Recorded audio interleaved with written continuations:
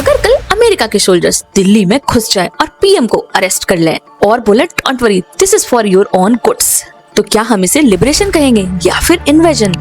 2026 के स्टार्ट में कुछ ऐसा ही वेनेजुएला के साथ हुआ। सुबह जब दुनिया उठी तो हेडलाइंस थी, यूएस फोर्स ने वेनेजुएला पर स्ट्राइक किया, प्रेसिडेंट निकोलस मादुरो को कैप्चर किया और ट्रम्प ने इसको अप्रूवल दिया। अमेरिका का explanation, we are fighting drugs. पर यहाँ एक सिंपल सवाल उठता है, अगर ड्रग्स रीजन था तो अटैक मैक्सिको और कोलंबिया पर क्यों नहीं? वहाँ तो ड्रग्स और ज्यादा है। फिर भी बॉम्ब्स कराकस पर क्यों गिरे, मैक्सिको सिटी पर क्यों नहीं? इस वीडियो में हम समझेंगे वेनेजुएला को यहाँ तक कौन ले आया, अमेरिका एक्चुअली क्या चाहता है, और सबसे इम्पोर्टेंट इस पूरे गेम से इंडिया को क्या सीखना चाहिए। क्योंकि आज है वेनेजुएला, कल कोई और होगा। इस वीडियो को एंड तक देखना, क्योंकि जो पिक्चर स्टार्टिंग में दिखती है एंड उससे ज्यादा डार्क होता है। So I am doctor Mrinali, let's get started. आज जब हम वेनेजुएला का नाम सुनते हैं तो दिमाग में आता है गरीबी, इन्फ्लेशन, लाइन में खड़े लोग और हर तरफ चाओस। पर अगर हम 50 से 60 साल पीछे जाएं तो पिक्चर बिल्कुल उल्टा था। वेनेजुएला साउथ अमेरिका का रिचेस्ट कंट्री था, और वो भी थोड़ा बहुत नहीं बल्कि काफी आगे। इसका सबसे बड़ा रीजन था ऑयल। वेनेजुएला के पास दुनिया का सबसे बड़ा रिजर्व ऑयल है, साउथ अरेबिया से ज्यादा और रशिया से भी ज्यादा, लगभग 300 बिलियन बैरल क्रूड ऑयल। इसका मतलब अगर ऑयल एक खजाना हो तो उसका सबसे बड़ा लॉकर वेनेजुएला के पास था। 1950s और 60 के बीच में कराकस को बोला जाता था Miami of South America. Europe से लोग जॉब के लिए वेनेजुएला माइग्रेट करते थे। Highways, skyscraper, luxury life सब था। वेनेजुएला की करेंसी बोलीवर डॉलर से भी ज्यादा स्ट्रॉन्ग थी। सोचो, आज जो लोग अमेरिका जाने का सपना देखते हैं, उस टाइम लोग अमेरिका से वेनेजुएला आने का सपना देखते थे। मतलब साफ है, वेनेजुएला कोई वीक या बैकवर्ड कंट्री नहीं था। अब यहाँ एक बहुत इंपॉर्टेंट कॉन्सेप्ट आता है। इकोनॉमिक्स की लैंग्वेज में इसे कहते हैं टच डिसीज। नाम थोड़ा अजीब है पर आइडिया बहुत सिंपल था। सोचो, एक स्टूडेंट है जिसे हर महीने फुल मार्क्स मिलते हैं, बिना मेहनत किए और बिना पढ़े। अब क्या होगा, वो पढ़ाई छोड़ देगा, स्किल डेवलप करना बंद, बेसिक्स वीक हो जाएंगे, क्योंकि मार्क्स तो आते रहेंगे जब तक सिस्टम चल रहा है। पर जैसे ही एग्जाम का पैटर्न चेंज हुआ या मार्क्स मिलना बंद हुए तो स्टूडेंट जीरो पे आ जाता है। अब इसी एग्जाम्पल को वेनेजुएला पर अप्लाई करो। वेनेजुएला को ऑयल के फुल मार्क्स मिल गए थे। गवर्नमेंट ने सोचा जब ऑयल से इतना पैसा आ रहा है तो बाकी चीजों की टेंशन क्यों? रिजल्ट, फार्मिंग ऑलमोस्ट खत्म, फैक्ट्रीज बंद होने लगी, लोकल मैन्युफैक्चरिंग जीरो, जॉब सिर्फ ऑयल सेक्टर में क्रिएट हुई। गवर्नमेंट का लॉजिक सिंपल था, ऑयल बेचेंगे और बाकी सारी चीजें बाहर से इंपोर्ट कर लेंगे। Food import, clothes import, machines import, medicines import. Short term में ये प्लान काम करता है, लेकिन लॉन्ग टर्म में यही प्लान इकोनॉमी के लिए जहर बन गया। असली प्रॉब्लम यहाँ से स्टार्ट हुई जब ऑयल एक्सपोर्ट बढ़ा तो फॉरेन करेंसी ज्यादा आई और वेनेजुएला की करेंसी बहुत स्ट्रॉन्ग हो गई। पर इसका इम्पैक्ट क्या हुआ? लोकल प्रोडक्ट्स महंगे हो गए और इम्पोर्टेड प्रोडक्ट सस्ते लगने लगे। इसीलिए लोकल फार्मर्स कॉम्पीट ही नहीं कर पाए, लोकल फैक्ट्रीज बंद हो गयी, लोग इम्पोर्ट पर डिपेंड हो गए। देश प्रोड्यूस कम और कंज्यूम ज्यादा करने लगा। ऑयल बिक रहा था तो सबको लगा सब कुछ कंट्रोल में है, पर रियलिटी ये थी इकोनॉमी अंदर से हॉलो हो चुकी थी। सिस्टम ऑयल के सहारे पे खड़ा था और एक ही झटके में सब गिर सकता था। और फिर आया वो झटका जिस दिन ऑयल के प्राइसेस गिरे, गवर्नमेंट का ऑयल इनकम क्रैश हुआ।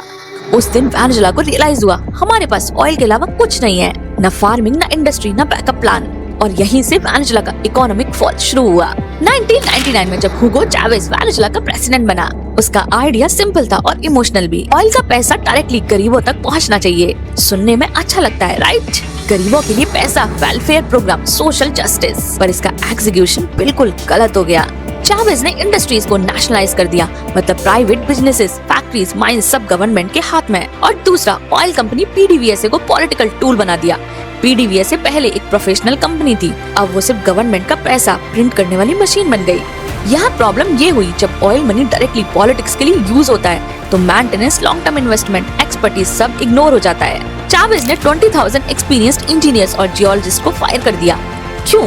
स्ट्राइक की वजह से या पॉलिटिकल लॉयल्टी के लिए? इनकी जगह बिठा दिए गए पॉलिटिकल लॉयलिस्ट। अब सोचो एक एग्जांपल, अगर हॉस्पिटल से डॉक्टर्स को हटाकर पॉलिटिकल वर्कर्स को बिठा दिया जाए तो हॉस्पिटल का क्या होगा? बिल्कुल वैसा ही ऑयल रिग्स, पाइपलाइंस और इंडस्ट्रीज के साथ हुआ। मेंटेनेंस खत्म, प्रोडक्शन गिरने लगा, इंफ्रास्ट्रक्चर कोलैप्स होने लगा। चावेज ने डायरेक्टली ऑयल का पैसा गरीबों में बांटना शुरू कर दिया। Food subsidies, housing schemes, money handouts. यहाँ प्रॉब्लम ये हुई, लोग गवर्नमेंट पे ज्यादा डिपेंड होने लगे, प्रोटेस्ट करना मुश्किल हो गया। ऑयल का पैसा एक पॉलिटिकल लीश बन गया, न कि लॉन्ग टर्म वैल्यू। चावेज का मॉडल शुरुआत में सक्सेसफुल लगा, लोग पॉपुलर हुए और पॉवर्टी टेम्पररी कम हुई, लेकिन अंदर से इकोनॉमी वीक हो गई। स्किल्ड वर्कफोर्स खत्म, इंडस्ट्रीज का इंफ्रास्ट्रक्चर डिग्रेड हो गया, गवर्नमेंट करप्शन और मिसमैनेज नॉर्मलाइज हो गया, सिस्टम धीरे धीरे कोलैप्स की तरफ चलने लगा। बस एक थोड़े झटके का इंतजार था। 2013 में चावेज की डेथ के बाद निकोलस मदुरो प्रेसिडेंट बना। उसके ऊपर एक बड़ी रिस्पॉन्सिबिलिटी थी वेनेजुएला की इकोनॉमी को संभालना। 2014 में ऑयल प्राइसेस और गिर गए। वेनेजुएला का मेन इनकम सोर्स था ऑयल, मतलब सरकारी बजट का आधे से ज्यादा पैसा ऑयल बेच कर आता था।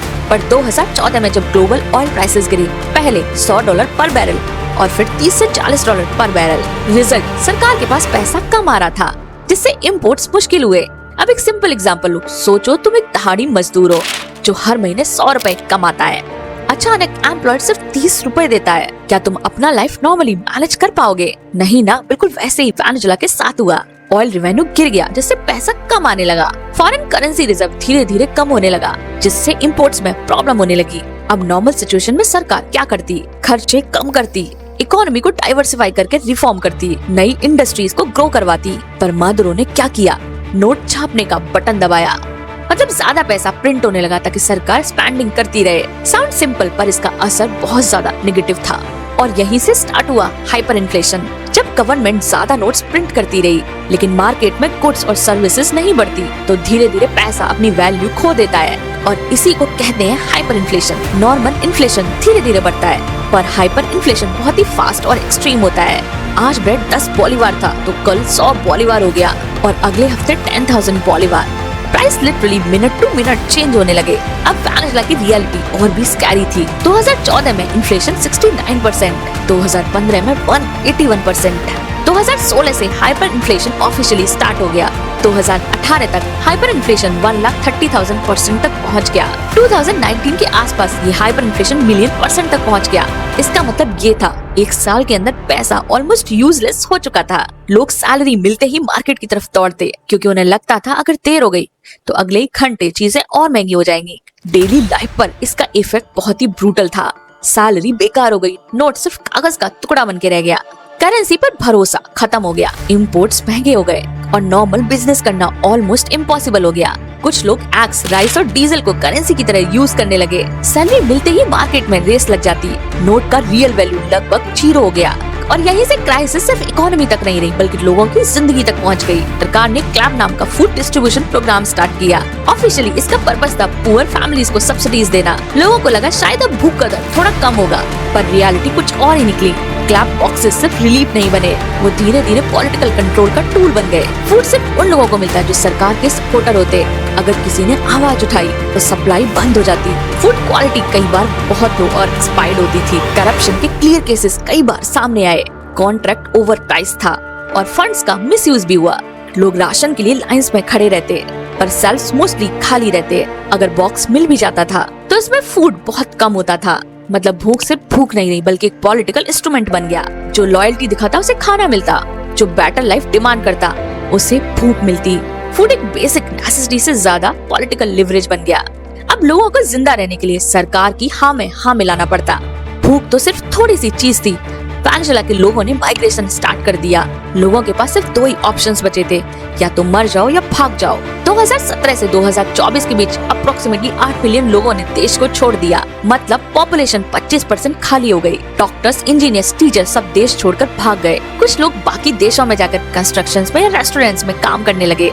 और जब कंट्री के एजुकेटेड लोग चले जाते हैं तो इकोनॉमी पूरी तरह से टूट जाती है। वेनेजुएला की करेंसी बॉलीवार इतनी बेकार हो गई कि लोग यूएस डॉलर रखने लगे। ये कोई ऑफिशियली रूल नहीं था, पर लोग और बिजनेसेस डॉलर को डी फैक्टो करेंसी की तरह एक्सेप्ट करने लगे। मतलब जब पैसा बेकार हो जाता है तो लोग नेचुरली स्ट्रॉन्गर मनी को प्रेफर करते हैं। और इस सिचुएशन ने 2 अलग-अलग वेनेजुएला क्रिएट कर दिया। एक तरफ वो लोग जो डॉलर वाले थे और दूसरी तरफ वो लोग जो बॉलीवार वाले थे। जब ऑयल से रेवेन्यू ऑलमोस्ट गायब हो गया तो गवर्नमेंट ने इलीगल रिसोर्सेज से पैसा कमाने का तरीका सोचा, जिसमें सबसे पहला था इलीगल गोल्ड माइनिंग। वेनेजुएला के पास बहुत सारा गोल्ड रिसोर्सेज है। गोल्ड इलीगली एक्सट्रैक्ट करके फॉरेन मार्केट्स में सेल करते, जिससे कुछ क्विक कैश आया, पर लीगल इकोनॉमी को प्रॉफिट नहीं मिला। रीयूटर्स ने भी रिपोर्ट किया कि वेनेजुएला ने $1 बिलियन वर्थ गोल्ड स्विट्जरलैंड को एक्सपोर्ट किया ताकि टफ सैंक्शंस के बीच इकोनॉमी सपोर्ट हो सके। साथ ही यूएस अथॉरिटी ने क्लेम किया कि एक नेटवर्क है जिसे वो कार्टेल द लॉस्ट सोल्स बोलते हैं, यानी कार्टेल ऑफ सन्स। ये नाम वेनेजुएलन मिलिट्री ऑफिसर्स के सुन इंसिग्निया से आया और इसे ब्रॉडली यूज किया गया। करप्शन और ड्रग्स ट्रैफिकिंग नेटवर्क को डिस्क्राइब करने के लिए। यूएस ने इस नेटवर्क को एक टेररिस्ट ऑर्गेनाइजेशन या नार्को टेररिस्ट ग्रुप डिक्लेयर भी किया था और वेनेजुएलन के टॉप ऑफिशियल्स को सैंक्शंस और अरेस्ट वारंट का टारगेट बनाया। लेकिन एक्सपर्ट्स नोट करते हैं कि इस कार्टेल का फॉर्मल स्ट्रक्चर एक सिंगल माफिया ऑर्गेनाइजेशन की तरह नहीं है। ये state officials, military officers, police और करप्ट एलिमेंट का एक सिस्टम है जो ड्रग्स, फ्यूल और मिनरल्स मूवमेंट को प्रोटेक्ट और फैसिलिटेट करता है। मादुरो और टॉप ऑफिशियल्स ने इस बात पर डिनाइल किया, बोलते रहे कि इसे यूएस का प्रीटेक्स्ट है रेजिम चेंज जस्टिफाई करने के लिए और उनका मेन गोल सिर्फ वेनेजुएला की ऑयल रिजर्व्स को कंट्रोल करना है। ये एक्विजिशन इसलिए भी इम्पोर्टेंट था क्योंकि यूएस ने इसको सिर्फ क्रिमिनल एलिगेशंस नहीं कहा बल्कि एक सिक्योरिटी थ्रेट के रूप में फ्रेम किया, जिससे यूएस डोमेस्टिक पॉलिटिक्स में भी अपील बन सके और इंटरनेशनल नैरेटिव स्ट्रॉन्ग हो सके। लेकिन कुछ इंडिपेंडेंट जर्नलिस्ट और एक्सपर्ट्स आर्ग्यू करते हैं कि कार्टेल द लॉस्ट सोल्स को एग्रीगेट किया गया है। रियल सिचुएशन थोड़ी कॉम्प्लेक्स है। करप्शन और मिसयूज ऑफ पावर जरूर है, पर इसको परफेक्टली ड्रग कार्टेल के रूप में देखा नहीं जा सकता। 2024 में वेनेजुएला में प्रेसिडेंट इलेक्शन हुआ। बहुत लोग इसे लास्ट चांस बोल रहे थे, मतलब वो लास्ट मौका जब देश डेमोक्रेटिक पाथ पर वापस जा सकता था। दुनिया ने कहा फेयर इलेक्शन कराओ तो हम सैंक्शंस को हटा देंगे। मतलब अगर इलेक्शन फ्री और फेयर हुआ तो international communities like US economic pressure कम करेंगे। वेनेजुएला ने एक एग्रीमेंट साइन किया, बारबाडोस एग्रीमेंट, जिसमें गवर्नमेंट और अपोजिशन पार्टी ने मिलकर इलेक्शन की बेसिक कंडीशंस को तय किया। इलेक्शन ऑफिशियली 28 जुलाई 2024 को स्टार्ट हुआ। गवर्नमेंट ने बोला कि मदुरो जीत गया, लेकिन ये रिजल्ट बहुत ही कंट्रोवर्शियल था। अपोजिशन और इंटरनेशनल ऑब्जर्वर्स ने कहा कि ये इलेक्शन फ्री और कॉम्पिटिटिव नहीं था। उनके लोगों को रन करने नहीं दिया गया, रिपोर्ट कार्ड्स नहीं दिखाए गए और इलेक्शन प्रोसेस ट्रांसपेरेंट नहीं था। ऑफिशियल रिजल्ट ने दिखाया कि मदुरो जीत गया, पर इंडिपेंडेंट पोलिंग और एग्जिट पोल्स ने दिखाया कि वोट अपोजिशन पार्टी के कैंडिडेट्स के पास ज्यादा था। फिर क्या हुआ, मदुरो ने पावर छोड़ने से मना कर दिया। इससे आर्मी और इंस्टीट्यूशंस को भरोसा कम हो गया और ये वो मोमेंट था जब इकोनॉमी का लास्ट लाइफलाइन भी बस्ट हो चुका था। अब फास्ट फॉरवर्ड करते हैं 2026 तक, जब यूएस ने ऑपरेशन एब्सोल्यूट रिजॉल्व लॉन्च किया और निकोलस मादुरो को कैप्चर कर लिया। ये अटैक सिर्फ एक मिलिट्री फाइट नहीं थी, इसके सक्सेस का रीजन था सिस्टम के खोखला होना। आर्मी अनपेड थी। जब इकोनॉमी कोलैप्स होती है तो सैलरीज टाइम पर नहीं मिलती। आर्मी और सिक्योरिटी फोर्सेस का मोटिवेशन और लॉयल्टी लूज हो जाती है क्योंकि लोग खुद अपनी फैमिली को सरवाइव करने की कोशिश कर रहे थे। अपोजिशन स्ट्रॉन्ग था, माइग्रेशन ने मैन पावर कम कर दिया और पॉलिटिकल पोलराइजेशन ने स्टेट एपरेटस को इंटरनली डिवाइड कर दिया। अब लॉयल्टी बिक चुकी थी, इस वजह से यूएस को ज्यादा रेजिस्टेंस नहीं मिला। ऑपरेशन पार्ट जैसा नहीं था, ये एक हॉलो स्ट्रक्चर को पिक करने जैसा था जिसे सपोर्टर्स देख रहे हैं एज अ विन, पर फ्यूचर अभी भी अनसर्टेनिटी से भरा है। एक्सपर्ट्स इसके बाद 3 पॉसिबिलिटी को गैस करते हैं।